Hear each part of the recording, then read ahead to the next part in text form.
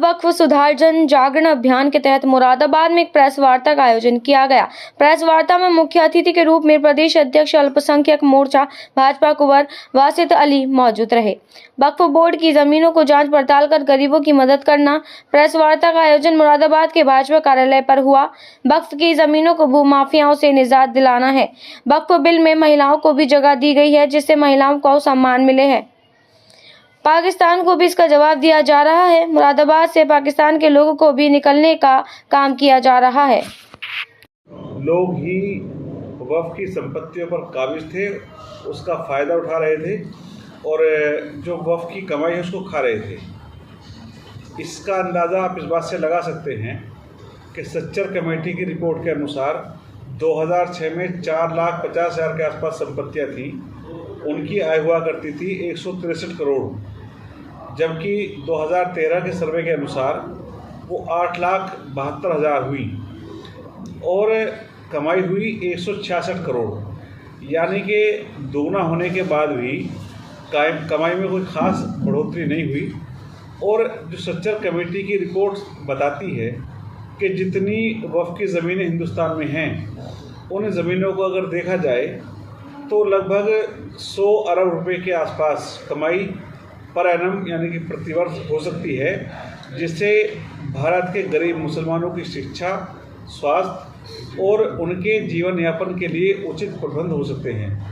लेकिन ओवैसी जैसे लोग, कांग्रेस के बड़े नेता जिसमें मल्लिकार्जुन खड़गे भी शामिल हैं, जमीयत के लोग और बड़े मौलाना जो आज वक्फ बिल के विरोध में हैं, आप उससे समझ सकते हैं जो लोग भी वक्फ का विरोध कर रहे हैं वो वक्फ के बड़े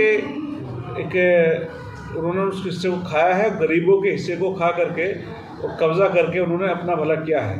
तो सरकार की मंशा है कि सबका साथ, सबका विकास, सबके विश्वास के साथ इस बार जो बिल आया है उसमें मुस्लिम महिलाओं का, पसमानदाओं का और जो बोहरा हैं, जो अहमदिया हैं, तमाम तबकों का भला हो, उनको प्रतिनिधित्व मिल सके, उनको साथ लेकर के चल सकें। और जो डिजिटलकरण किया गया है जिससे ऑडिट भी होगा और आप कितना कमाते हैं, कितना खर्च करते हैं, बाकी कहाँ खर्च होता है और किस लिए खर्च होता है, वाकिफ़ की मंशा पूरी होती है कि नहीं होती, जो ये मुतवल्ली है उसका इस वक्त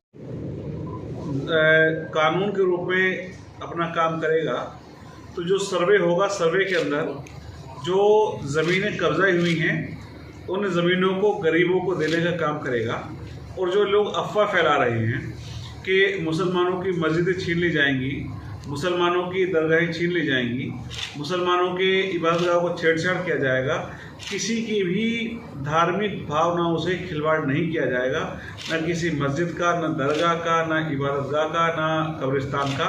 इस बिल से, क्योंकि वक्फ बाय यूज़र में प्रावधान दिया गया है कि जो 2025 से पहले वक्फ बाय यूज़र यानी कि जो ज़मीन जिस काम के लिए इस्तेमाल हो रही थी वो उसी के लिए इस्तेमाल होती रहेगी, बल्कि सर्वे करके उसको और पक्का किया जाएगा, उसको कानून के दायरे में ला करके, जो बिल को संविधान के दायरे में ला करके उसको पक्का किया जाएगा। लाइट बंद कर।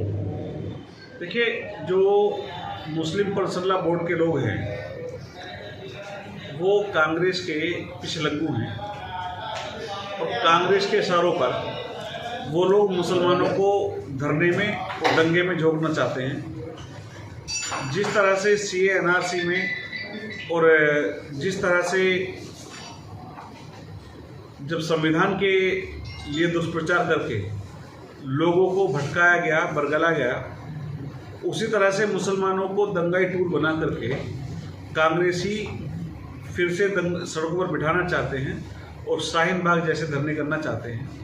उनकी मंशा पूरी ना हो, इसके लिए भारतीय जनता पार्टी का हर कार्यकर्ता, विधायक, सांसद, मंत्री, सभी लोग, अल्पसंख्यक मोर्चे के लोग मुसलमानों के घर घर जा कर के जन जागरण का काम करेंगे और बिल की मंशा और बिल की नीयत और बिल का प्रारूप बताने का काम करेंगे।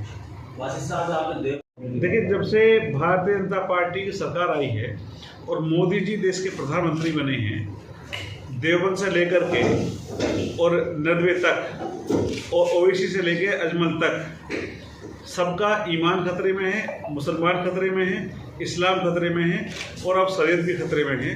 ये लोग मुसलमानों को डराकर, मुसलमानों को बरगलाकर इनको धरने पर बिठाना चाहते हैं। इनकी मंशा दंगा कराने की रहती है और इनकी जो मंशा है वो राजनीतिक टूल है कांग्रेस के।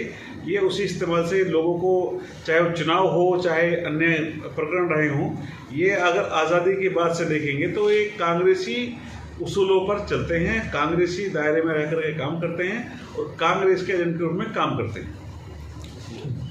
मुस्लिम संगठन हैं और कई सारे विपक्ष के नेता हैं, इनका विरोध किस वजह से है? अगर मैं बात करूं तो रामपुर से लेकर के मुरादाबाद और तमाम देवबंद, चाहे हैदराबाद ही हो, तमाम जगहों को अगर देखा जाए तो जिन लोगों ने वक्फ का कब्ज़ा किया है और गरीबों का हक खाया है, वो लोग इसका विरोध कर रहे हैं। उसमें एक बड़ी सूची है जिसमें तमाम ऐसे नेता जो कांग्रेस या सपा मुस्लिम नेता अधिकतर रहे, जो राज्यसभा रहे, विधायक रहे, सांसद रहे या मंत्री रहे, उन्होंने ही कब्जा किया और उन्होंने ही इस संपत्ति को खाया है। इसलिए भारतीय जनता पार्टी गरीबों का हक गरीबों को ही मिलेगा, इस नियत के साथ इस अभियान को आगे बढ़ा रही है और जन जागरण का काम कर रही है। मुस्लिम पर्सनल लॉ बोर्ड 30 तारीख को एक मुहिम चला रहा है।